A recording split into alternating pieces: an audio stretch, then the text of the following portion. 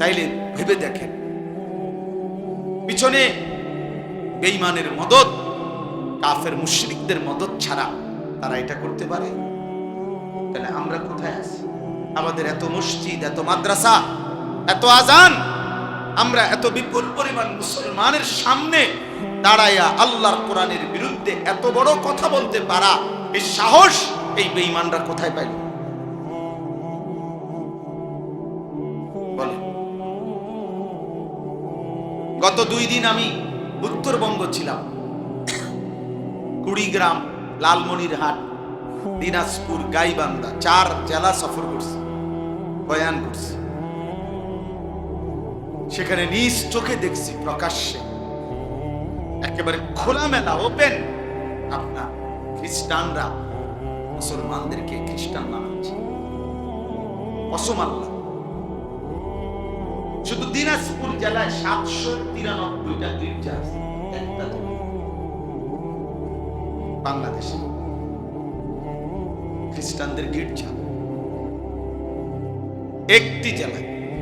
সব মানুষগুলোকে অভাব, দারিদ্রতা, এই ভয় প্রলোভন দেখায় নির্দিষ্ট মাসিক ভাতা, বিভিন্ন ভাতা, টাকা পয়সা দিয়ে প্রকাশ্যে। আমি এমন একজন ব্যক্তির সাথে দেখা করছি, আর অনেকের সাথে 2 দিনে এই কাজেই গেছিলাম। এমন ব্যক্তিকে দেখছি, কসম বিশ্বাস করেন, আমি নিজে কথা বলছি ওই লোকের সাথে। এই লোক একটি মসজিদে ওইখানে 7 বছর জুমা পড়াইছে, জুম্মার খতিব, সে প্রকাশ্যে খ্রিস্টান।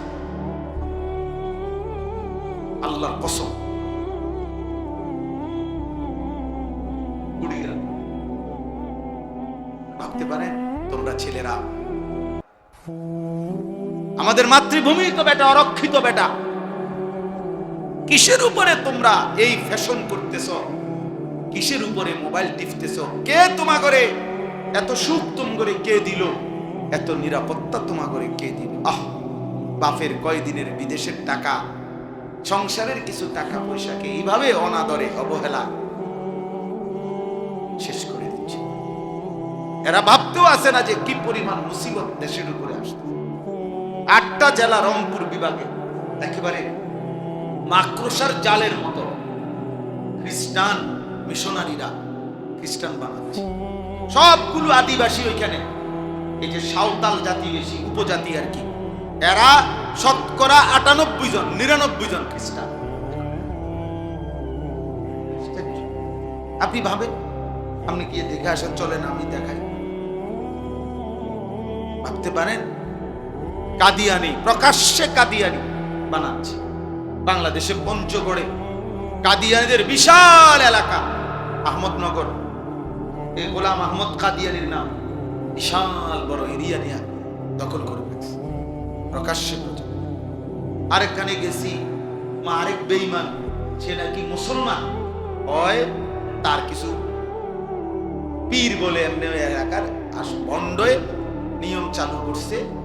আপনার একজন তার অনুসারী যারা মুরিদ, এগুলারে একজন আরেকজনের সালাম দিয়া, প্রথমে সালাম দেয়, দিয়ে আবার এরকম প্রণাম করে।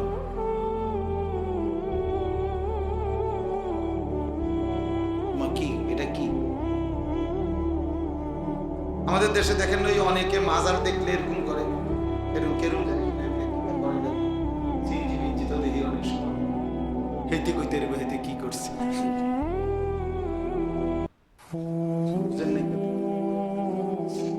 কারে সম্মান করলাম? কি বিল্ডিং এর সম্মান করলে এরকম? নাকি যিনি বিশ্বের বুজুর্গ কবরে আছে ওনারে সম্মান করো?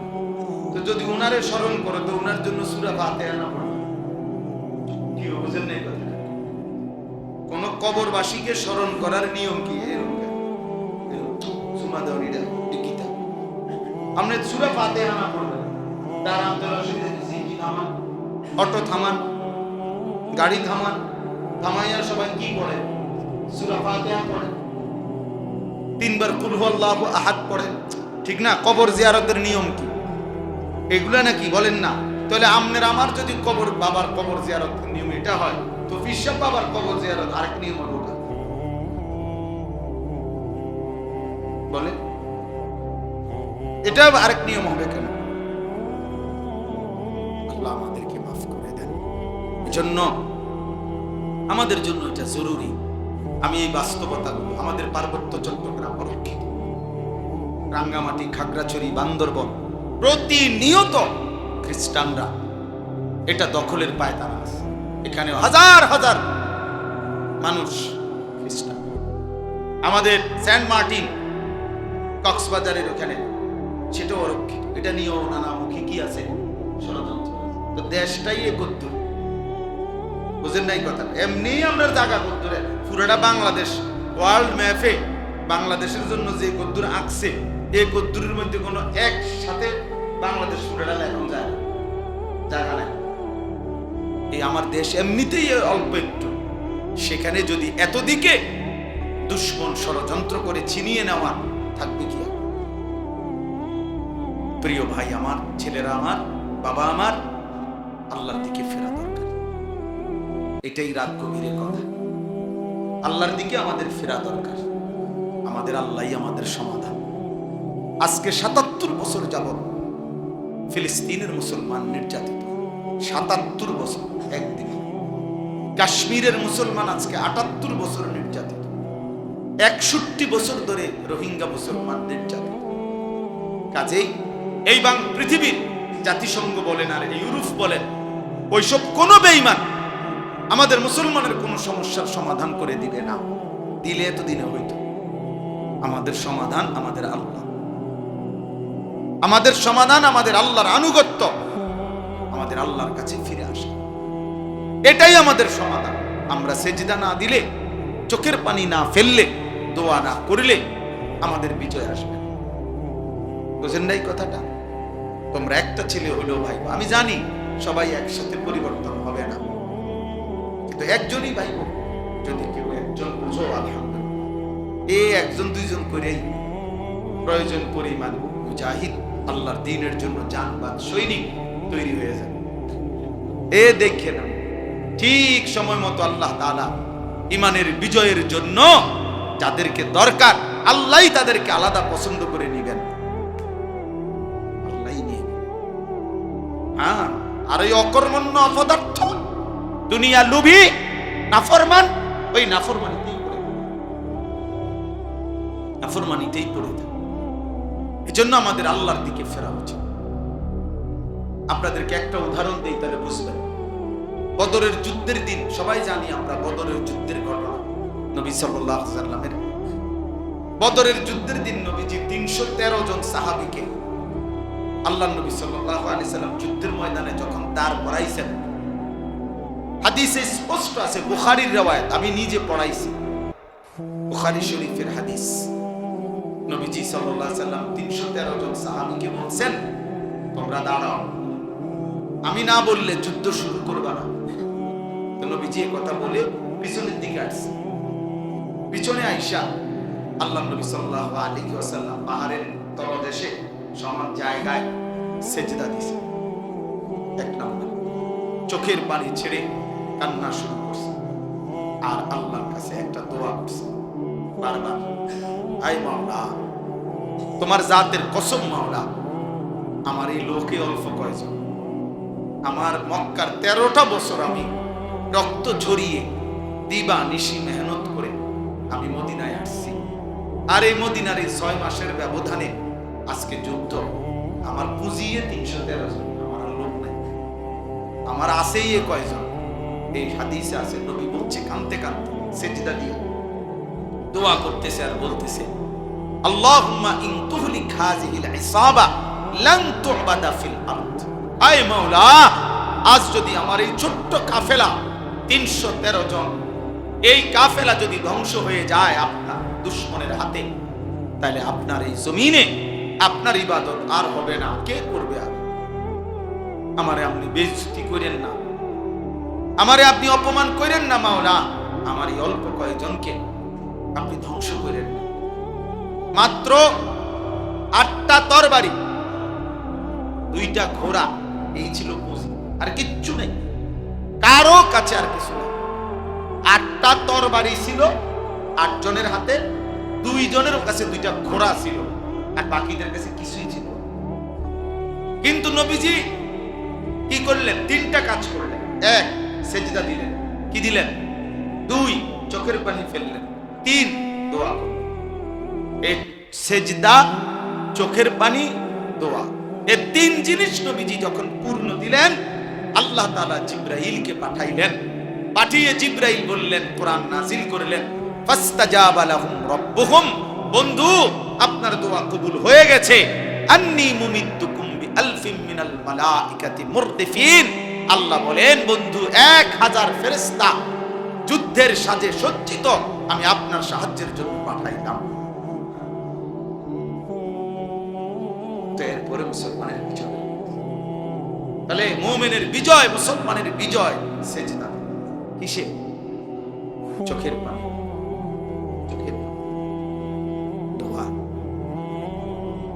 দোয়া, আমাদের চোখের পানি, আমাদের সেজদা, আমাদের দোয়া, আমাদের জিহাদ, আমাদের কিতাল, আমাদের আল্লাহর জন্য জান দেওয়া, এটাই আমাদের বিজয়।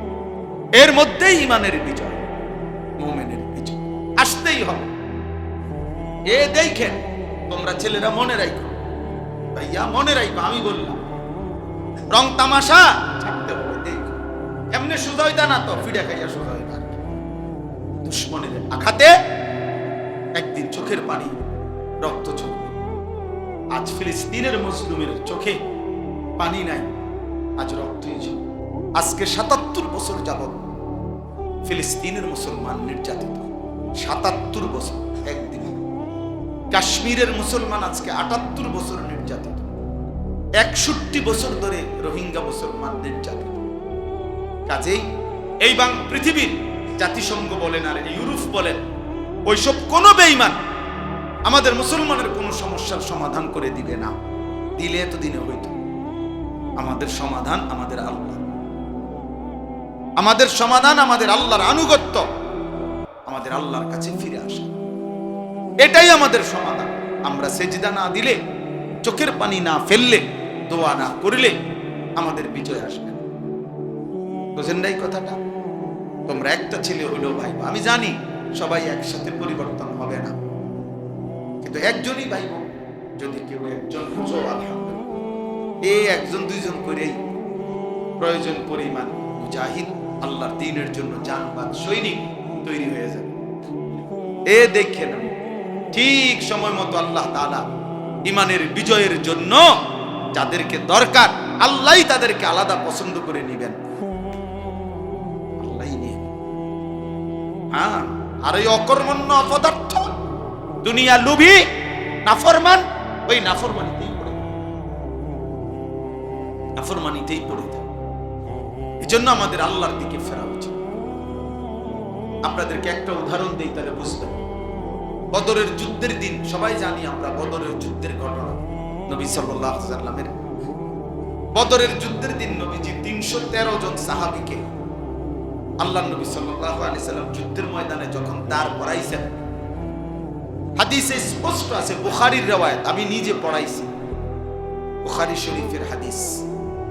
নবীজি সাল্লাল্লাহু আলাইহি ওয়াসাল্লাম 313 জন সাহাবীকে বলছেন, তোমরা দাঁড়াও, আমি না বললে যুদ্ধ শুরু করবা না। তো নবীজি এই কথা বলে পিছনের দিকে আসছে। পিছনে আইসা আল্লাহ নবী সাল্লাল্লাহু আলাইহি ওয়াসাল্লাম পাহাড়ের তলদেশে সমান জায়গায় সেজদা দিয়েছে। এক নম্বর, চোখের পানি ছেড়ে কান্না শুরু করছে, আর আল্লাহর কাছে একটা দোয়া করছে বারবার, হায় মাওলা, তোমার জাতের কসম মাওলা, আমার এই লোকে অল্প কয়জন, আমার মক্কার 13টা বছর আমি রক্ত ঝরিয়ে দিবা নিশি মেহনত করে আমি মদিনায় আসছি, আর এই মদিনার এই 6 মাসের ব্যবধানে আজকে যুদ্ধ, আমার পুঁজিয়ে 313 জন, আমার লোক নাই, আমার আছেই এ কয়জন। এই হাদিসে আছে, নবী বলছে কাঁদতে কাঁদতে, সেজদা দিয়া দোয়া করতেছে আর বলতেছে, আল্লাহুম্মা ইন তুহলিক হাযিহিল ইসাবা লান তু'বাদা ফিল আরদ। আয় মাওলা, আজ যদি আমার এই ছোট্ট কাফেলা 313 জন, এই কাফেলা যদি ধ্বংস হয়ে যায় আপনার দুশমনের হাতে, তাহলে আপনার এই জমিনে আপনার ইবাদত আর হবে না। কে করবে? আর আমারে আপনি বেইজ্জতি করেন না, আমারে আপনি অপমান করেন না মাওলা, আমার এই অল্প কয়েকজনকে আপনি ধ্বংস করেন না। মাত্র 8টা তরবারি, 2টা ঘোড়া, এই ছিল পুঁজি, আর কিচ্ছু নেই, কারো কাছে আর কিছু নেই। 8টা তরবারি ছিল 8 জনের হাতে, 2 জনের কাছে 2টা ঘোড়া ছিল, আর বাকিদের কাছে কিছুই ছিল। কিন্তু নবীজি কি করলেন? 3টা কাজ করলেন। 1, সেজদা দিলেন। কি দিলেন? 2, চোখের পানি ফেললেন। 3, দোয়া করলেন। এই সেজদা, চোখের পানি, দোয়া, এই 3 জিনিস নবীজি যখন পূর্ণ দিলেন, আল্লাহ তাআলা জিবরাইলকে পাঠাইলেন। পাঠিয়ে জিবরাইল বললেন, কোরআন নাজিল করলেন, ফাস্তাজাবা লাহুম রাব্বুহুম, বন্ধু আপনার দোয়া কবুল হয়ে গেছে। আন্নী মুমিদ্দুকুম বিআলফিম মিনাল মালাইকাতি মুরদিফিন, আল্লাহ বলেন, বন্ধু 1000 ফেরেশতা যুদ্ধের সাজে সজ্জিত আমি আপনার সাহায্যের জন্য পাঠাইলাম। তো এরপরে মুসলমানের বিজয়। তাহলে মুমিনের বিজয়, মুসলমানের বিজয় সেজদা। কিসে? চোখের পানি, চোখের পানি, দোয়া। দোয়া, আমাদের চোখের পানি, আমাদের সেজদা, আমাদের দোয়া, আমাদের জিহাদ, আমাদের কিতাল, আমাদের আল্লাহর জন্য জান দেওয়া, এটাই আমাদের বিজয়। এর মধ্যেই ঈমানের বিজয়, মুমিনের বিজয় আসতেই হবে। এ দেখেন, তোমরা ছেলেরা মনে রাখো, ভাইয়া মনে রাখো, আমি বললাম রং তামাশা থাকতে হবে। দেখো এমনি সোজা হইতা না, তো ফিরে খাইয়া সোজা হইতা। দুশ্মনের আঘাতে একদিন চোখের পানি, রক্ত চোখ। আজ ফিলিস্তিনের মুসলিমের চোখে পানি নাই, আজ রক্ত হয়েছে।